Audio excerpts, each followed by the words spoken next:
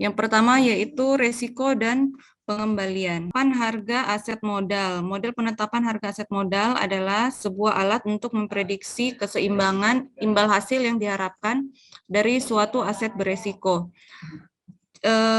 CAPM menyatakan bahwa dalam keadaan equilibrium, portofolio pasar adalah tangensial dari rata-rata varians portofolio.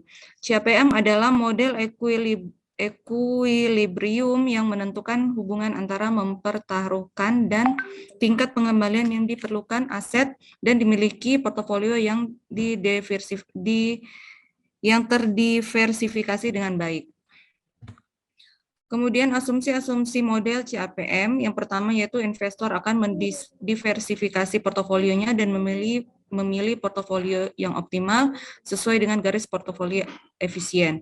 Semua investor mempunyai distribusi probabilitas tingkat return masa depan yang identik. Semua investor memiliki periode waktu yang sama. Semua investor dapat meminjam atau meminjam uang pada tingkat return yang bebas risiko, tidak ada biaya transaksi, pajak pendapatan dari inflasi, terdapat banyak sekali investor, sehingga tidak ada investor tunggal yang dapat mempengaruhi harga sekuritas. Semua investor adalah price taker, pasar dalam keadaan seimbang atau equilibrium. Kemudian selanjutnya ada perbatasan yang efisien. Kumpulan dari portofolio yang efisien disebut set yang efisien atau perbatasan yang efisien. Portofolio efisien diartikan sebagai portofolio dengan return tertinggi pada risiko tertentu atau portofolio dengan risiko terendah pada return tertentu. Investor perlu mempertimbangkan dan menentukan sekuritas apa saja yang membentuk portofolio dan dapat mencapai efisiensi maksimal. Indikator portofolio yang efisien adalah yang pertama mampu memberikan expected return terbesar dengan risiko yang sama. Dua, mampu memberi risiko terkecil dengan expected return yang sama. Penentuan portofolio yang efisien dilakukan dengan cara memilih tingkat expected return tertentu dan meminimumkan risikonya, atau menentukan tingkat risiko tertentu dan kemudian memaksimumkan expected return-nya. Pembentukan portofolio optimal itu dapat dilakukan dengan dua metode, yaitu satu dengan pendekatan Markowitz, yang kedua yaitu dengan pendekatan single index model. Adapun perbedaan dari dua pendekatan tersebut, yaitu pada model pendekatan Markowitz, didasari dengan asumsi periode investasi tunggal. Tidak ada biaya transaksi, preferensi investor hanya berdasarkan pada expected return dan risiko. Belum memperhitungkan kemungkinan bahwa investor akan melakukan investasi pada aset bebas risiko, perhitungan cenderung kompleks dan rumit. Kemudian pada single index model, model ini menghubungkan perhitungan return setiap aset pada return indeks pasar. Yang kedua, asumsi yang digunakan pada model ini, sekuritas akan berkolerasi hanya jika sekuritas tersebut mempunyai respon yang sama terhadap perubahan pasar. Ya, seperti yang terlihat pada diagram tersebut. Menunjukkan tingkat return yang diharapkan, sehingga garis horizontal menggambarkan tingkat risiko portofolio. Bidang ABCDGH dalam gambar tersebut menunjukkan kumpulan portofolio yang tersedia bagi investor. Salah satu titik kombinasi portofolio yang dipilih investor dari garis BCDE disebut sebagai portofolio optimal. Dalam gambar terlihat bahwa kurva indifferent investor bertemu dengan permukaan efisien pada titik D, artinya portofolio optimal bagi investor tersebut adalah portofolio pada titik D. Sehingga portofolio D tersebut menawarkan return, harapan, dan risiko yang sesuai dengan preferensi investor tersebut. Kemudian garis pasar modal. Beberapa hal penting dapat disimpulkan dari penjelasan mengenai garis pasar modal, yaitu garis pasar modal ini terdiri dari portofolio efisien yang merupakan kombinasi dari aset yang berisiko dan aset yang bebas risiko. Portofolio M merupakan portofolio yang terdiri dari aset berisiko atau disebut dengan portofolio pasar. Sedangkan titik RF merupakan pilihan aset yang bebas risiko. Kombinasi dari titik-titik portofolio sepanjang garis RFM ini selanjutnya merupakan portofolio yang efisien bagi investor. Atau kemiringan CML akan cenderung positif karena adanya asumsi bahwa investor bersifat risk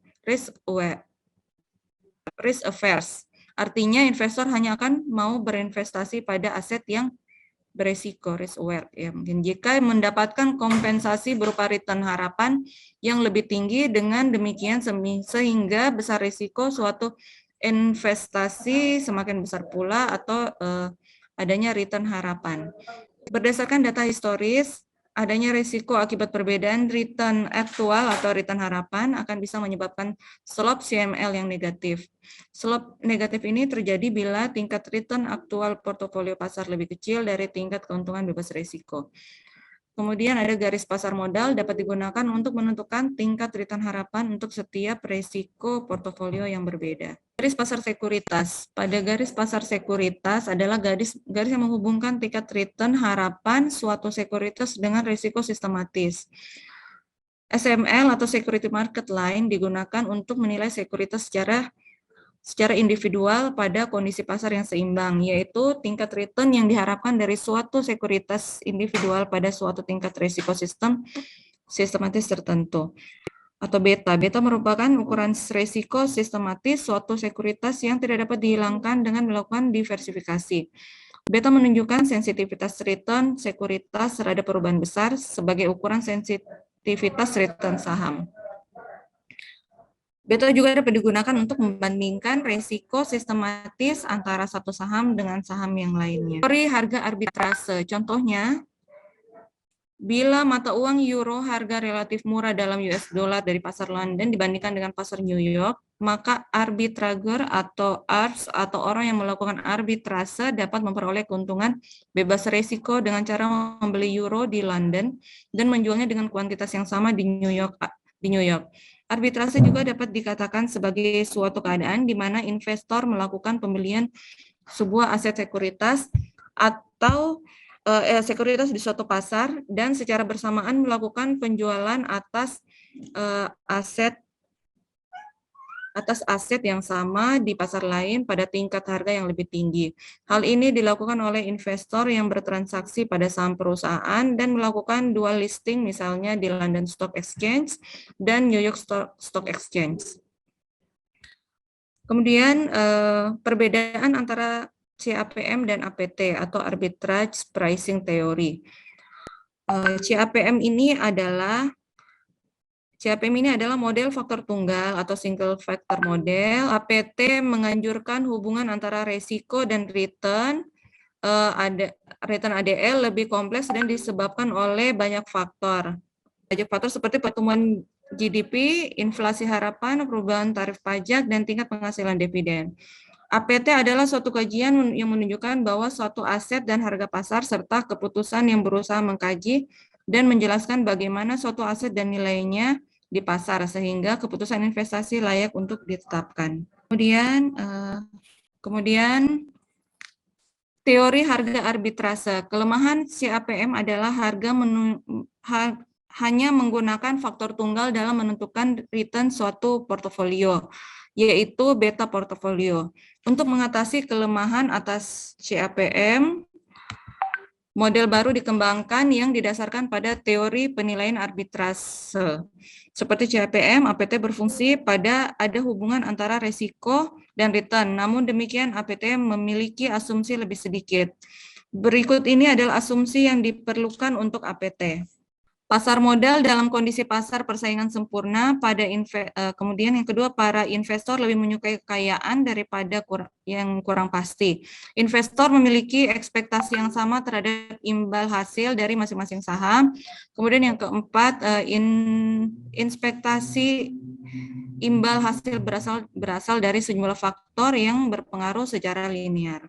Selanjutnya yaitu model dari faktor lama dan French. Pertama adalah model penetapan harga aset yang dikembangkan pada tahun 1992 yang memperluas model penetapan harga aset modal dengan menambah resiko ukuran dan faktor resiko nilai ke faktor resiko pasar di CAPM. Ukuran perusahaan, nilai buku ke pasar, dan pengembalian. Kata lain, 3 faktor yang digunakan adalah small minus big atau SMB, dan high minus low atau HML. Dan tingkat pengembalian portofolio dikurangi tingkat pengembalian bebas risiko. SMB menyumbang perusahaan publik dengan dengan kapitalisasi pasar kecil yang menghasilkan pengembalian lebih tinggi, sehingga HML menyumbang saham bernilai dengan risiko book to market tinggi yang menghasilkan pengembalian lebih tinggi dibanding dengan pasar. Faktor lainnya pada model APT, umumnya penelitian empiris menunjukkan 3-5 faktor mempengaruhi return sekuritas dan memberi harga di pasar. Roll dan Ross mengidentifikasi 5 faktor sistematik. 1. Perubahan dalam inflasi harapan. 2. Perubahan bukan antisipan.